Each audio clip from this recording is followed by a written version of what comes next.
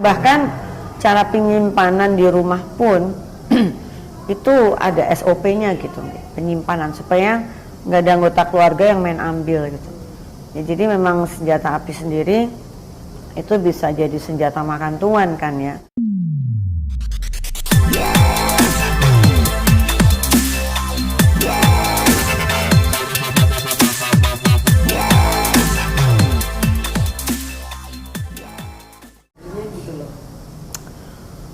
Aduh, ini sih sebenarnya agak norak ya sebenarnya ya, agak kampungan gitu.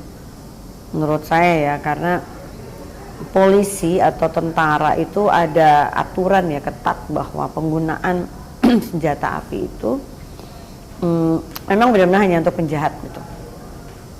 Tidak untuk sesama tim gitu ya. Tapi kalau toh sampai terpaksa mereka berantem gitu ya, itu harusnya kan penyelesaiannya nggak pakai senjata ya, apalagi mereka dua-duanya kan angkatan ya, orang polisi. Jadi menurut saya sih itu dua-duanya emang tidak matang gitu ya. Dan di kepolisian sih juga menurut saya ada kok itu mekanisme untuk penyelesaian konflik tuh ada gitu ya. Tapi kalau sampai itu terjadi biasanya ada diskors juga. Dan kalau di luar negeri ya langsung pemeriksaan psikologis.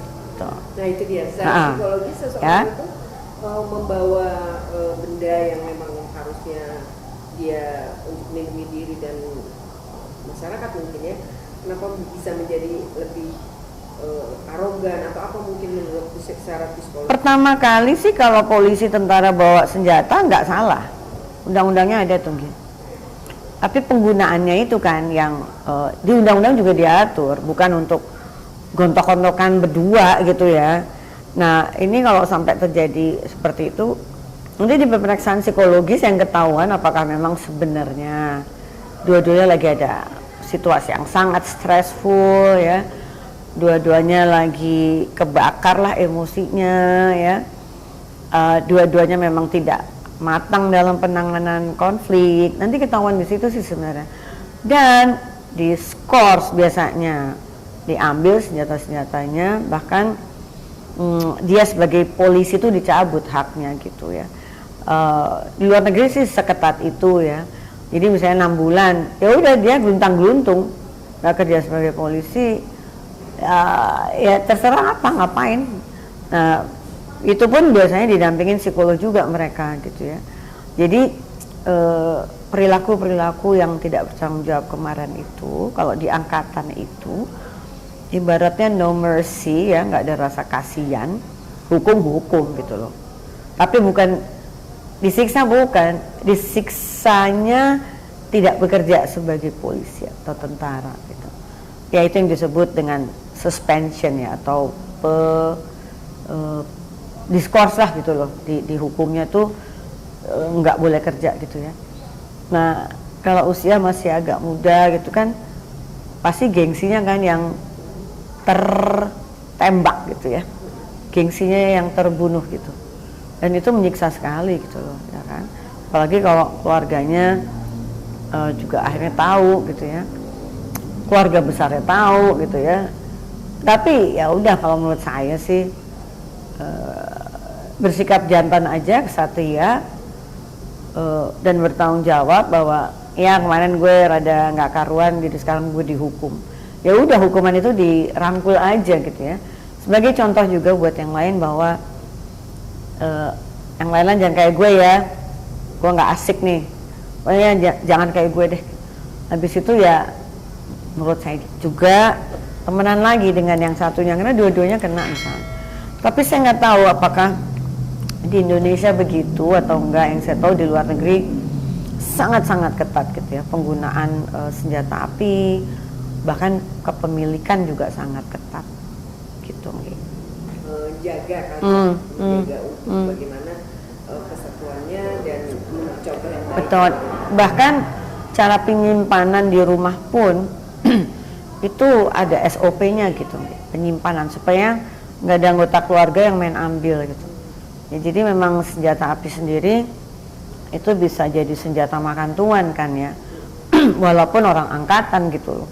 Ya, penggunaannya jadi akhirnya ngaco bisa juga gitu. Jadi penyimpanan di rumah pun itu harus di tempat yang ekstra spesial, yang tahu hanya yang punya dan pasangannya gitu. Sekali lagi, ketika emang kan artinya kalau masalah-masalah sipil kan bisa juga itu misalnya kayak senjata airsoft gun atau apa itu berpengaruh emosional tadi ya, ketika di jalan dia ketemu orang ribut, senggol-senggol. Iya benar. Emosional itu seperti gimana Mbak? Makanya memang pengendalian emosi pastinya penting lah ya buat kita semua ya, supaya nggak apa namanya gocok, senggol dikit bacok apa tuh singkatannya. Nah itu kan memang faktornya emosi ya kan. Nah, tapi di luar negeri karena kepemilikan senjata api itu izinnya itu longgar sekali ya. Amerika Serikat sendiri sekarang di DPR-nya, di MPR-nya itu juga lagi gontok-gontokan soal undang-undang masalah senjata api ini. Indonesia itu masih bagus banget gitu loh, karena yang punya benar-benar angkatan ya kan, benar-benar orang angkatan gitu. Nah orang angkatan inilah yang kemudian harus mengendalikan perizinan yang diberikan ke mereka untuk memiliki senjata api.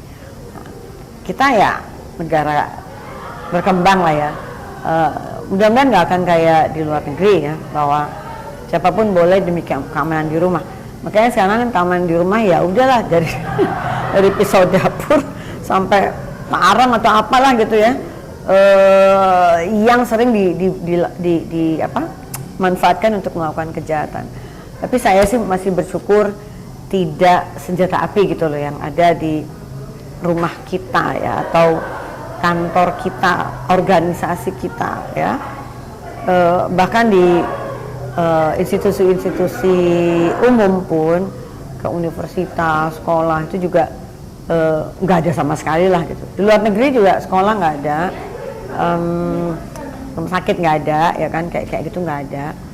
Tapi biasanya ya pasien-pasiennya yang agak gokil gitu ya, penembakan bebas di lingkungan sekolah sampai beberapa siswa ada yang meninggal sebenarnya.